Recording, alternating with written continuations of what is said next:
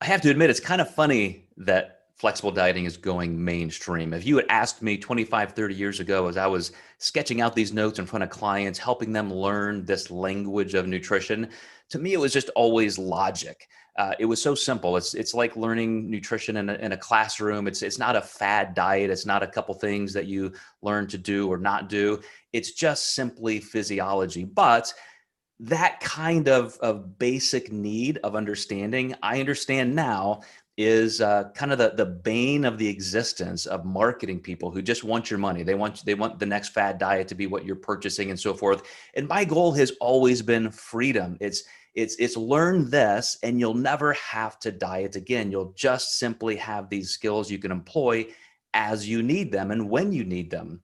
So flexible dieting is what I think going to be the big thing. I think it's going to kind of envelop the entire industry, and it's going to be the measure by which everybody holds, diets to a certain standard. When you look at a fad diet or a gimmicky thing, the latest, greatest book, you're going to be able to say, well, I understand nutrition now because I know macronutrient tracking and flexible dieting. So let me see what this is telling me and how it stands up to real biology.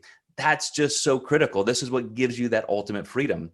So the reason why I think mainstream media outlets are now describing it, I've seen even celebrities talk about it in interviews as if it's just always been there.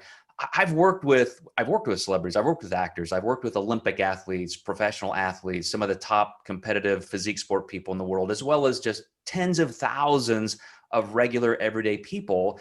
And the bottom line is everybody can succeed with this if they're just willing to sit down and learn these initial concepts. But this is why a good qualified coach is important, because when we look at how we describe protein need, carbohydrate need, fat need, why this particular approach may work better for this person, it all comes down to our genetics, our age, our activity level, gender, a lot of different things that can even come down to just social preference. Your schedule changed, foods, how much novelty that you like. Some people are very routine and they like structure. Some people want to just kind of wing it and be able to do the math all day long and still succeed. And both are possible, but those are actually the two foundational cornerstones of flexible dieting. Think of it like a wall. If you're going to, build a brick wall, you have the brick and you have the mortar. That brick is nutrition structure. You have a certain amount of macronutrients you need. There are physiological principles that are just central, and those don't change. Even your diet structure that you enjoy, the meal planning, the food timing, the things that just can remain constant, that's brick. But we need mortar. We need flexibility. We need to realize that every day might be different. Our tastes might change. Our social circumstances might change. We might be traveling. Different events come up.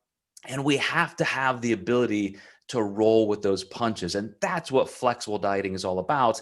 And that's why I've circled back after almost 30 years to create the Flexible Dieting Institute, so that we can finally put a defined framework around this and give it give it what it deserves, which is an exact field of science within nutrition.